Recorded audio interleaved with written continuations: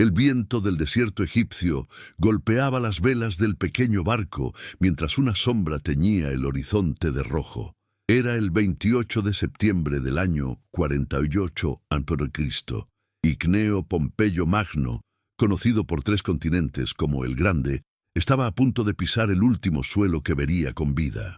Su mirada, perdida en la inmensidad del delta del Nilo, no reflejaba ya la seguridad de quien había dominado Oriente, ni el orgullo de quien, en otro tiempo, fue el salvador de Roma. En su rostro quedaba solo una pregunta que helaba la sangre. ¿En qué momento exacto el poder dejó de ser protección y se transformó en condena? Habían pasado solo 3 meses desde su derrota en Farsalia, en el corazón de Tesalia. Allí, las águilas de Julio César habían destrozado el ejército de la República. Las trompetas resonaron entre el polvo, y Pompeyo comprendió lo que ningún general quiere aceptar, que el destino ya estaba sellado antes de iniciar la batalla.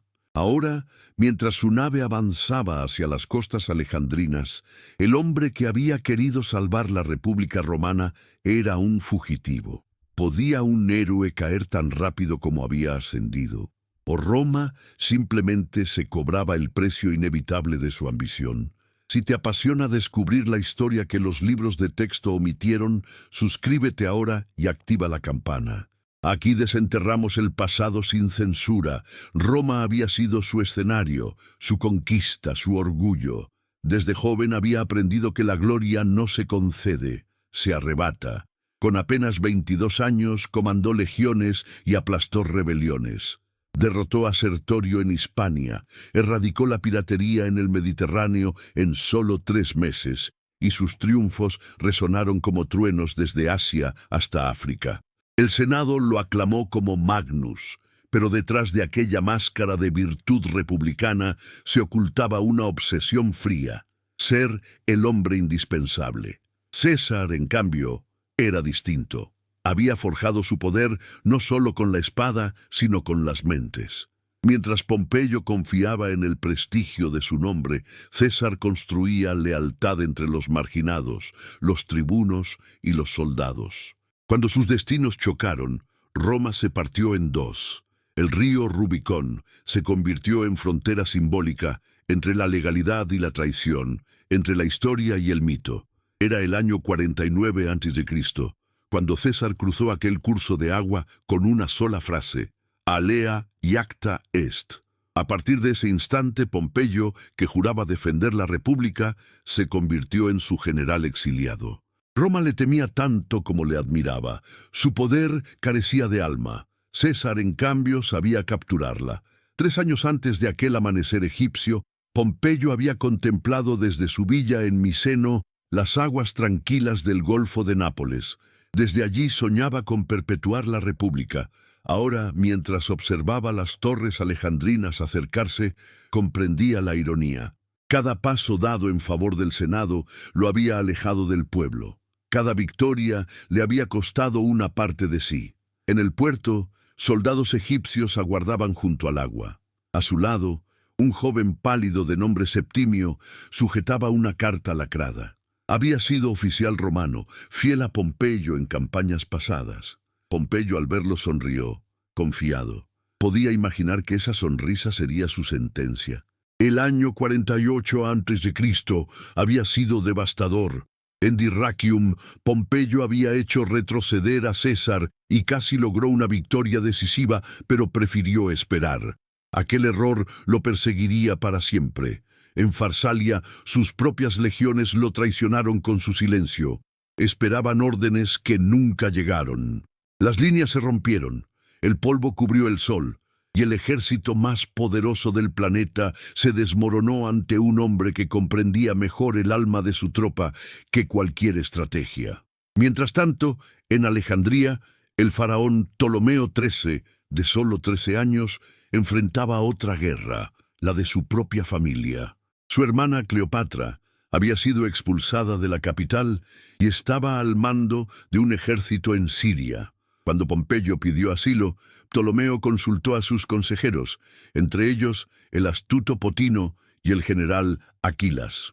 Un derrotado no es un aliado, sentenció este último, y quien ayuda a un perdedor provoca la ira del vencedor. Pompeyo desconocía esa conversación cuando pisó el bote que lo llevaría a tierra firme. El mar estaba en calma, pero la traición flotaba más densa que el aire. Su esposa Cornelia lo observaba desde la nave principal. «Nos recibirán bien», dijo él, tratando de convencerse. A unos metros, Septimio bajó también, empuñando un cuchillo oculto bajo la capa. Pompeyo, fatigado, se volvió hacia el horizonte egipcio. La arena parecía infinita, el sol implacable. Dio un paso y el acero le atravesó el cuello en un movimiento preciso y silencioso. Cayó sin grito, mirando el cielo. Así moría el hombre que un día había sido llamado el Grande, frente a la indiferencia del Mediterráneo. Cornelia vio el asesinato desde la cubierta. Nadie la consoló, nadie gritó. En Egipto los cuerpos poderosos se convertían rápidamente en polvo. El barco huyó antes de que los egipcios pudieran abordarlo. Detrás, la cabeza de Pompeyo fue recogida por los soldados como trofeo. Ptolomeo XIII ordenó conservarla en aceite, un regalo de bienvenida para César. ¿Qué queda de un imperio cuando sus protectores se apuñalan entre sí? ¿Qué sobrevive del honor cuando la política lo devora todo? Mientras tanto, César avanzaba desde Asia Menor hacia el sur. Tras enterarse del asesinato, esperó en el desierto sirio. Aquella cabeza decapitada lo recibió al llegar a Egipto, y el conquistador no pronunció palabra. Después de una larga pausa, lloró, porque en esa mirada muerta reconoció no solo a su enemigo, sino al último testigo de una Roma que estaba desapareciendo. Estamos documentando cada detalle de este conflicto. Si valoras este nivel de profundidad que no encuentras en otros canales, dale un like y únete a nuestra comunidad. El cuerpo de Pompeyo fue arrojado a la arena, cubierto apenas por una capa raída. Un antiguo soldado romano llamado Filipo lo encontró y con lágrimas encendió una pira improvisada. El humo se elevó sobre el Mediterráneo. El viento llevó su ceniza hasta las costas que alguna vez gobernó. Pocos días después, César entró en Alejandría y fue recibido como huésped. Pero la ciudad era un nido de conspiraciones, y el propio César estaba a punto de descubrir que aquel regalo diplomático lo colocaba en el corazón de una trampa egipcia, porque el asesinato de Pompeyo no había sido un acto de lealtad hacia Roma, sino una señal de oportunismo que encendería una guerra civil dentro del propio Egipto. En los pasillos del Palacio Real, entre el eco del mármol y las sombras de las antorchas, una figura esperaba su momento. Cleopatra, la última reina del Nilo, lista para convertir la derrota de Pompeyo en el inicio de su propio ascenso. La historia no termina aquí. Asegúrate de estar suscrito para que YouTube te notifique inmediatamente cuando subamos la conclusión de esta saga. Parte 2. Pompeyo había muerto, pero su sombra seguía extendiéndose sobre Alejandría. El cadáver del que fue dueño del mundo ardía ya en cenizas, y sin embargo su muerte había desatado un torbellino que ni César podía controlar. Los ejércitos egipcios se dividieron. Los consejeros de Ptolomeo tramaron en silencio y Cleopatra aguardaba el regreso de las legiones. Ese humo, el de la pira de Pompeyo, se había convertido en la primera señal del incendio que devoraría el trono de los faraones. Si acabas de llegar, suscríbete para no perderte el archivo completo de documentales que estamos construyendo. Cuando César desembarcó en Egipto, las calles de Alejandría estaban cubiertas de polvo y desconfianza. A su alrededor, miles de ojos observaban cada paso del conquistador romano. Potino, el eunuco regente, presentó la cabeza de Pompeyo como símbolo de respeto. César, indignado, ordenó dar sepultura digna a su rival. Aquella escena dejó atónitos a los egipcios. El conquistador lloraba la muerte de su enemigo, pero él entendía algo que ellos no. Matar a Pompeyo no era obedecer a Roma, era asesinar la esencia misma de la República. Mientras tanto, Cleopatra tramaba su retorno. Expulsada por su hermano Ptolomeo, se hallaba refugiada en el desierto sirio, planeando el golpe que la devolvería al poder. Su destino y el de César estaban a solo unas horas de encontrarse, y ese encuentro cambiaría el rumbo de dos civilizaciones. César decidió instalarse en el Palacio Real como mediador de la guerra civil egipcia. Oficialmente venía en nombre de Roma, pero en realidad intentaba restablecer el orden que la muerte de Pompeyo había destruido. En las noches silenciosas del Nilo, meditaba solo, recordando los días en que Pompeyo le enseñó su primer mando. En sus recuerdos, la grandeza del imperio se mezclaba con la tragedia de la ambición humana. Una noche, un rumor recorrió el palacio. Cleopatra había logrado entrar en Alejandría. Oculta en una alfombra, fue llevada a la presencia de César. Al desplegarse la tela, la luz del fuego iluminó su rostro. César quedó inmóvil. Ella no hablaba como una reina, sino como una estratega. Explicó que su país estaba al borde del caos, que su hermano era un niño manipulado por hombres codiciosos y que solo una alianza con Roma podía salvar lo que quedaba de Egipto. ¿Era una oferta o una trampa? ¿O acaso ambas cosas? Durante los días siguientes, las tensiones escalaron. Los ejércitos de Ptolomeo sitiaron el palacio. El suministro de agua fue cortado, y las tropas romanas, numéricamente inferiores, resistieron en condiciones extremas. El Nilo, antaño símbolo de fertilidad, se convirtió en una frontera mortal. César organizó defensas improvisadas, quemando barcos enemigos y utilizando las propias calles como trincheras. Los días ardían bajo el sol y las noches, iluminadas por incendios, se llenaban de gritos. Cuando al fin llegaron refuerzos desde Siria, el asedio egipcio se quebró. En el fragor del combate, Ptolomeo XIII fue arrojado al Nilo y murió ahogado. Su cuerpo desapareció en las aguas que habían alimentado a su dinastía. Cleopatra ascendió al trono junto a su hermano menor, bajo la protección de César. Roma y Egipto estaban vinculados ahora por una alianza de poder, deseo e historia. Pero no todo había terminado. En Roma, la muerte de Pompeyo y la victoria de César despertaban temores. Las viejas familias del Senado comprendían que la República había muerto junto a aquel cuerpo en la playa egipcia. Desde ese punto, la historia dejaría de pertenecer a los cónsules para depender de un solo nombre. ¿Qué habría pensado Pompeyo aquel día en que vio el horizonte por última vez, si hubiera sabido que su caída abriría la puerta a un imperio eterno? ¿Habría huido o habría enfrentado su destino de otra forma? El fin de Pompeyo no fue solo el ocaso de un hombre, sino el inicio de una nueva era. La traición egipcia, lejos de ser un epílogo, fue el prólogo del dominio absoluto de César. Roma ya no necesitaba salvadores, necesitaba emperadores. Si quieres que sigamos produciendo documentales de larga duración, la mejor forma de apoyarnos es suscribiéndote. Comenta qué otra historia olvidada deberíamos investigar. La arena egipcia, que un día había bebido la sangre de Pompeyo, ahora era testigo de un nuevo imperio en gestación. Entre las ruinas del palacio, un soldado recogió una insignia caída, el sello del general muerto. Lo guardó en silencio, sabiendo que su recuerdo seguiría ardiendo en las crónicas de Roma, porque la grandeza, como el fuego, nunca muere del todo, solo cambia de dueño. El humo de la pira de Pompeyo aún flotaba sobre las aguas del Nilo cuando las trompetas romanas resonaron en el puerto de Alejandría. César había llegado.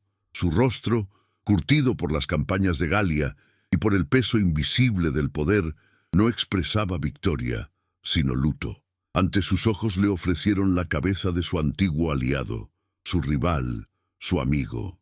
Durante un instante, el conquistador de Roma se transformó en un hombre. La sala entera observó cómo extendía la mano y apartaba el recipiente con repulsión. «Esto no es una ofrenda», murmuró con voz temblorosa. «Es una vergüenza».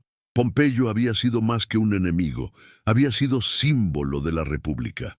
Matarlo no significaba eliminar a un general, sino extinguir un ideal. Roma desde ese día comenzó su transición hacia otra cosa, un imperio en el que la memoria de los hombres valdría menos que su utilidad política.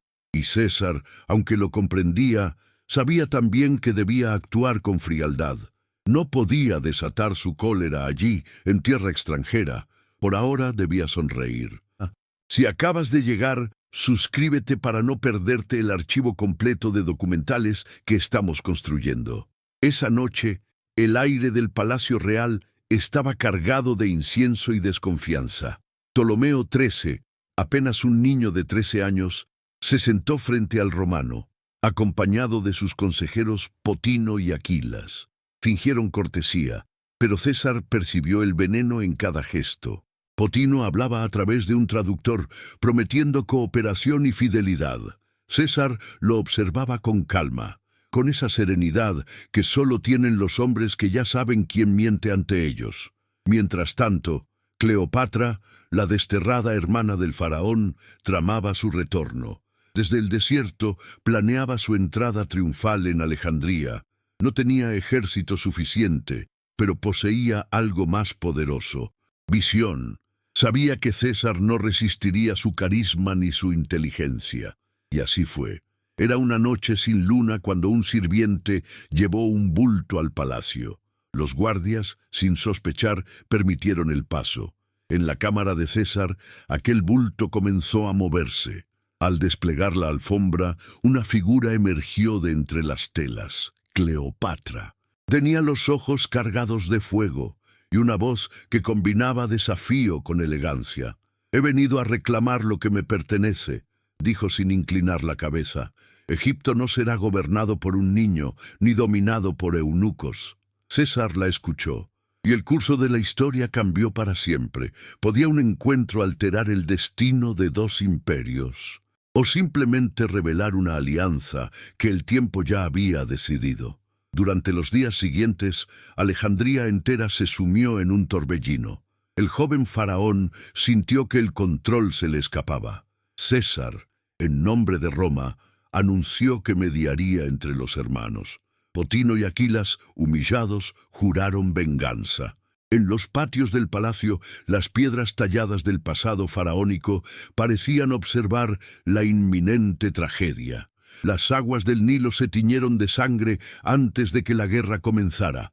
Los ejércitos del faraón rodearon el palacio. César, atrapado junto a Cleopatra, ordenó fortificar los jardines y transformar las salas en bastiones improvisados. Las columnas se convirtieron en muros de defensa. El mármol fue manchado con humo, hierro y miedo. Durante semanas, los romanos resistieron bajo el asedio egipcio. El sol fundía el bronce de los cascos, el agua escaseaba, el aire olía a humedad y a desesperación. Mientras tanto, las palabras de Cleopatra se transformaban en estrategia. Ella no solo aconsejaba, inspiraba. Cada decisión suya fortalecía a César tanto política como emocionalmente. Él veía en ella lo que Pompeyo había querido preservar: el talento de gobernar, pero sin el peso de la ley muerta. Entre el estruendo del asedio y el silencio de las noches, Roma y Egipto comenzaron a entrelazarse. El clímax llegó con el incendio del puerto. Aquilas, intentando cortar la retirada romana, ordenó prender fuego a la flota. Las llamas devoraron las embarcaciones y se extendieron a la biblioteca de Alejandría. Miles de rollos ardieron. El conocimiento de siglos se elevó al cielo como humo. César, desde la muralla, lo miró impotente. «El fuego no distingue entre enemigos ni aliados», murmuró. Quizá en ese instante comprendió lo efímero del poder y lo eterno de la pérdida. En el caos, César logró un movimiento audaz. Aprovechó la confusión y reclamó reinforcements desde Siria. Gaitón, comandante romano leal, llegó con 3000 veteranos. La marea cambió. Las fuerzas del joven faraón se quebraron y Ptolomeo XIII fue capturado cerca del Nilo. Tratando de escapar, cayó al agua y desapareció entre los lodos que habían nutrido la civilización egipcia durante milenios. Su cuerpo fue arrastrado por la corriente. Así moría un rey antes de ser hombre. Cleopatra entró en Alejandría montada en un carro dorado. El pueblo la vitoreó. A su lado, César sostenía la bandera de Roma como testigo del renacimiento del trono egipcio. Pero ningún triunfo era completo. En las antorchas todavía se oía el eco de Pompeyo, como si la sombra del general muerto reclamara presencia en cada gladio alzado.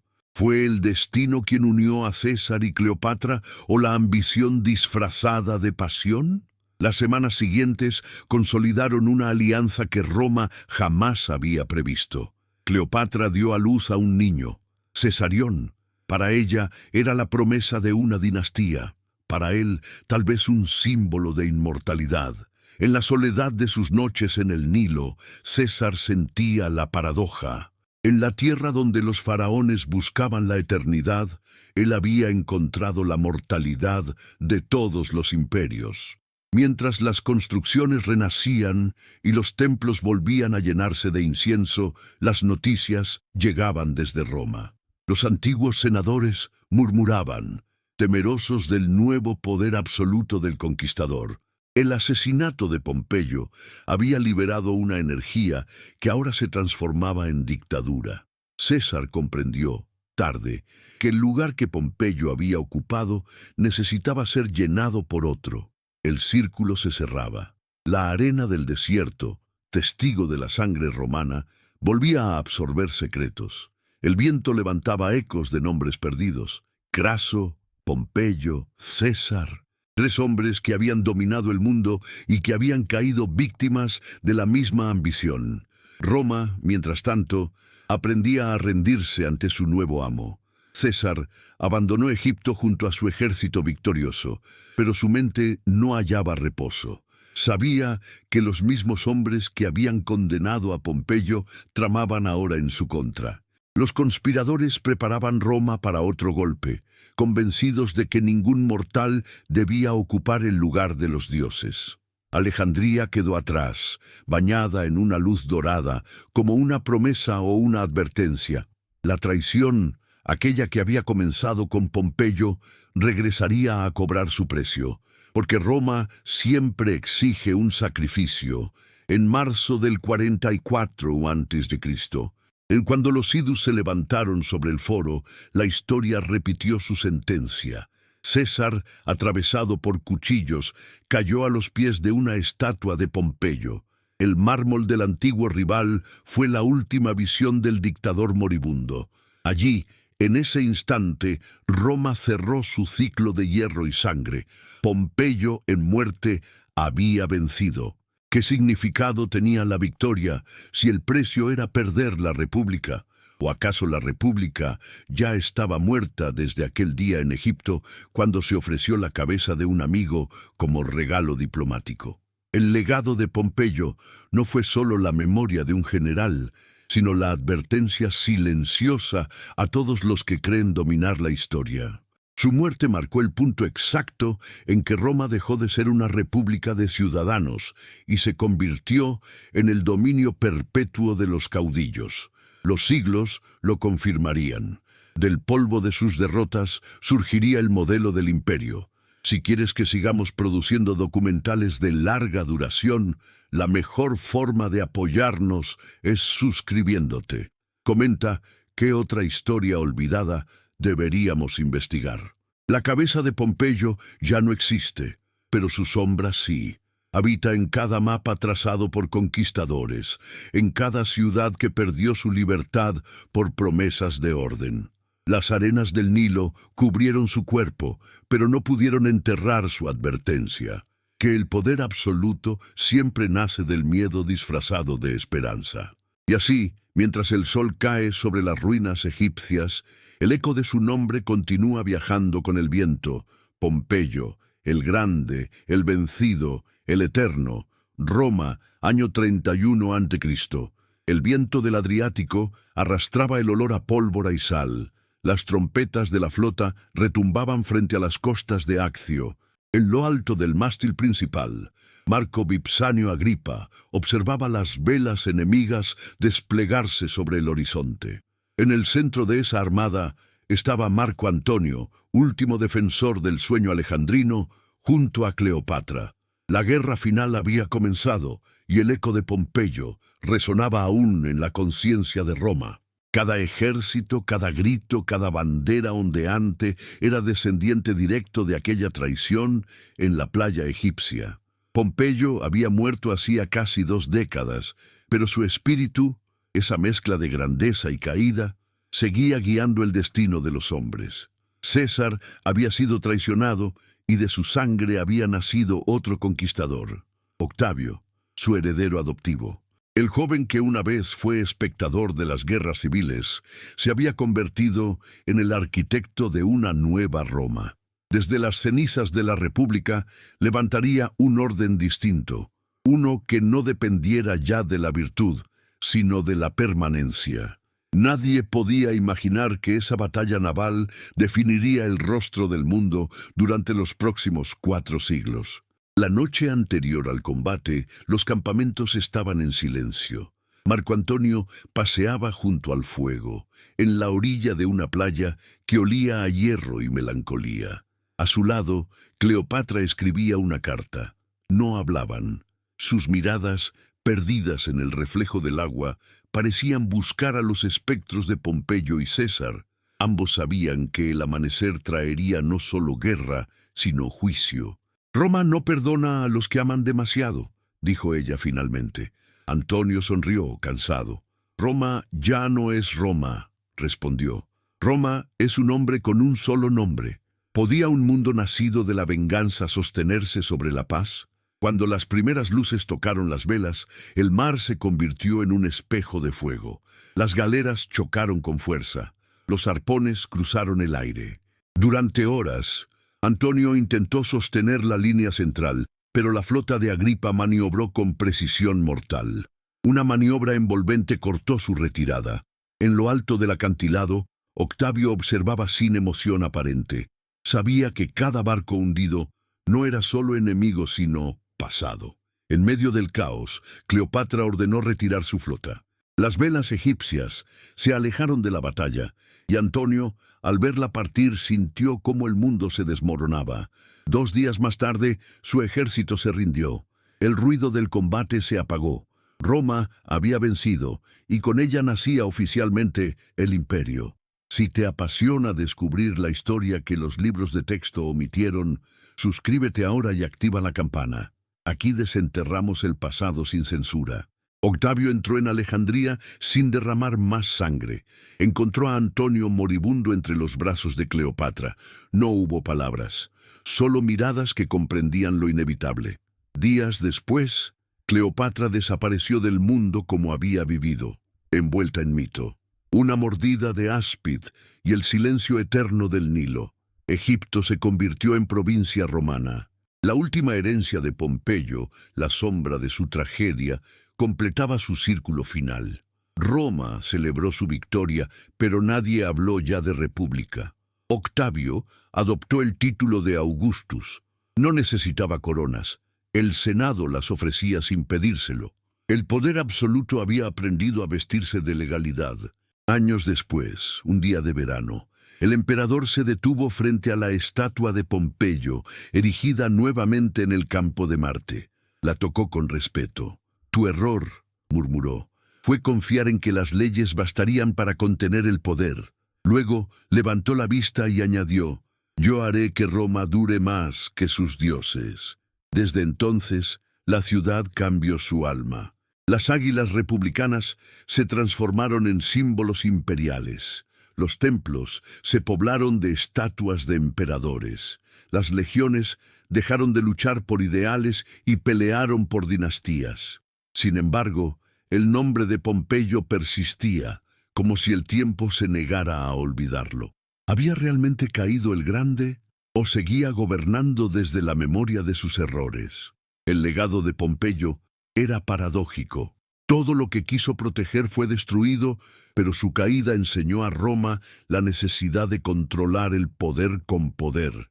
En su derrota estaban las semillas de la estabilidad futura. Y aunque su cuerpo desapareció en una playa olvidada, su idea, la república, la ley frente al carisma, seguiría resonando incluso cuando los emperadores se proclamaran dioses. Siglos después, en el mármol de los foros, los nombres de César y Augusto relucían con orgullo. Pero en los márgenes de esas inscripciones aún podía leerse uno menos celebrado, casi borrado por el paso de los siglos: Pompeius Magnus, el Grande. Roma sobrevivía, pero lo hacía convertida en su fantasma. Las águilas marchaban sobre territorios infinitos, a veces hacia el norte helado, otras hacia desiertos inclementes.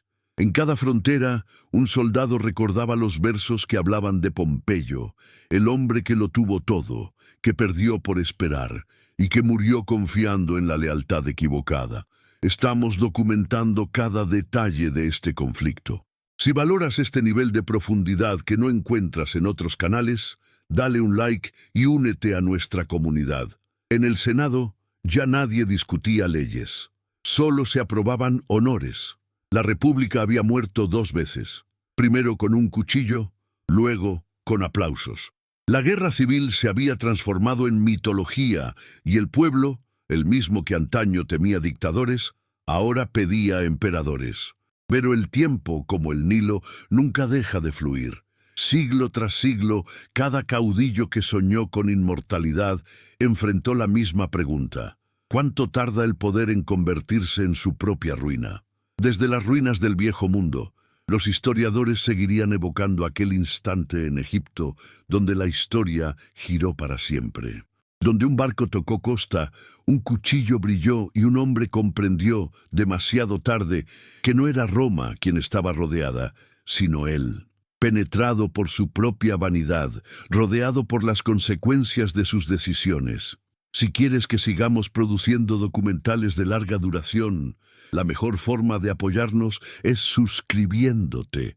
Comenta qué otra historia olvidada deberíamos investigar. Porque la grandeza, aunque finita en la carne, es infinita en la memoria. Nadie escapa del juicio del tiempo. Y mientras el sol cae sobre el mármol de las ruinas romanas, aún se escucha el murmullo del Mediterráneo repitiendo su nombre: Pompeyo, el Grande, el Caído, el Eterno.